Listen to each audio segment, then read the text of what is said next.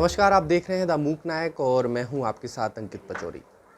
बीते 2 दिनों में मध्य प्रदेश में डिप्टी कलेक्टर निशा बांगरे जो है वो सामाजिक न्याय यात्रा लेकर भोपाल पहुंची थी, लेकिन भोपाल में जिस तरीके से बोर्ड ऑफिस पे पुलिस की बदसलूकी के बाद उनको गिरफ्तार किया, 27 घंटे जेल में रहने के बाद वो रिहा हुई हैं। इस वक्त हमारे साथ मौजूद हैं। सबसे पहले तो ये पूरा जो घटनाक्रम हुआ है उसके बारे में आप बताइए। बिल्कुल, जैसा आपको मालूम है कि 22 जून 2023 को मैंने अपने डिप्टी कलेक्टर के पद से इस्तीफ़ा दिया था। कारण उसका साफ था कि मैं अपने घर में सर्वधर्म प्रार्थना करी थी, जिसमें उपस्थित होने की अनुमति मुझे नहीं दी गई।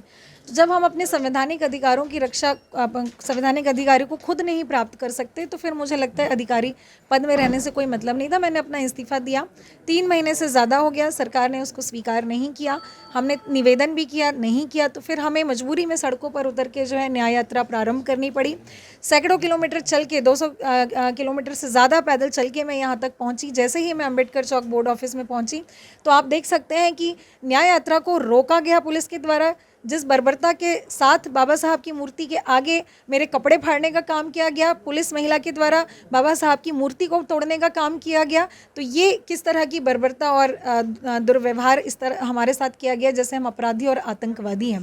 तो ये बड़ा ही निंदनीय है कि एक न्याय मांगने के लिए अगर महिला आगे आ रही है और राजनीति में जाना चाहती है, एक तरफ आरक्षण देने की बात कर रहे हैं, अगर मैं स्वयं जाना चाहती हूँ तो ये बताना चाह रहे हैं कि जो हमारी विचारधारा कट्टरपंथी विचारधारा से नहीं चलेगा तो उन महिलाओं को भी हम अभिव्यक्ति की आज़ादी नहीं देंगे, उनके कपड़े फाड़े जाएंगे ताकि महिलाएं जो है वो अपने अधिकारों की आवाज़ ना उठा सके, सड़कों पर आंदोलन ना कर सके। यही काम भाजपा की सरकार मध्य प्रदेश की बताना चाह रही है। ये महिलाओं का दमन करना चाहती है कि आपकी अस्मिता को लूटा जाएगा अगर इस तरीके से आप अपनी आवाज़ उठाएंगे।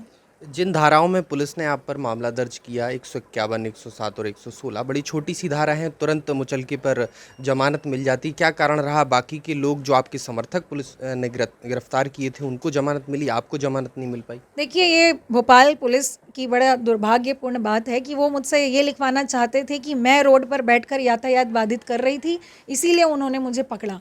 तो ये जो गलत कन्फेशन मुझसे करवाना चाह रहे थे, मैं तो माल्यार्पण करके अपनी शांतिपूर्वक न्याय पद यात्रा में जाना चाह रही थी। हमने परमिशन भी मांगी, परमिशन इन्होंने नहीं दी। सर्वधर्म प्रार्थना को करने की परमिशन नहीं दी, तो ये इस कार्य की तो देंगे नहीं, लेकिन डीम्ड परमिशन के नाम पर हम उसमें आगे बढ़े।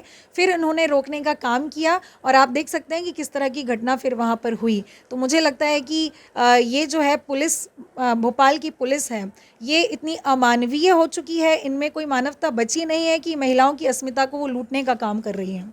आपको क्या लग रहा है कि आप जो है बुद्ध के विचारों में आस्था रखती हैं? आपने जो है सर्वधर्म प्रार्थना का भी कार्यक्रम अपने जो है आमला में रखा था, तो क्या इन सब चीज़ों को देखते हुए सरकार आपको टारगेट कर रही है? बिल्कुल, भाजपा की जो सरकार है वो संविधान को मानती नहीं है। वो अपने अपने तरीके से एक विचारधारा के साथ काम करना चाहती है। उन्हें दूसरों की विचारधारा से कोई मतलब नहीं है, दूसरों का कोई सम्मान नहीं है। एक कट्टरपंथी विचारधारा के साथ मध्य प्रदेश और देश चले, ये उनकी विचारधारा है। हम भगवान बुद्ध को मानने वाले लोग हैं, मानवतावादी हमारी विचारधारा है। हम सभी धर्मों को साथ लेकर चलना चाहते हैं, यही बात इनको खटकती है। और इसी वजह से इन्होंने पुलिस से को आगे करके, अभी आपने पूछा था, ज़बरदस्ती मुझसे साइन करवाना चाह रहे थे कि आप इन पेपर पर साइन करिए, लेकिन मैंने नहीं किया कि भाई जो बात थी आपने वो बात लिखी नहीं और आप गलत पेपर्स में मुझ पर साइन करवाना चाहते हैं। इसीलिए जो है हमने कहा कि भले आप हमें जेल में डाल दीजिए लेकिन हम इस पर साइन नहीं करेंगे। और इसीलिए फिर मैं वहाँ पर जेल में रही और इस सर्वधर्म की विचारधारा के कारण ही मुझे ये सब भुगतना पड़ रहा है, क्योंकि हम बाबा साहब को मानने वाले लोग हैं, भगवान बुद्ध को मानने वाले लोग हैं, मानवतावादी विचारधारा रखते हैं, सभी को समान अवसर और समानता की बात करते हैं। इसीलिए ये बात इनको खटकती है। इनको चाहिए कि इनके पीछे पीछे दुम हिला के घूमने वाले लोग मिलते रहे, रबर स्टैम्प तरह लोग मिलते रहे, जो विधानसभा में खुद के बारे में, अपने समाज के बारे में कोई बातें ना रख सकें। अब चुनाव लड़ने की भी बात आप कर रही हैं, अब आगे क्या?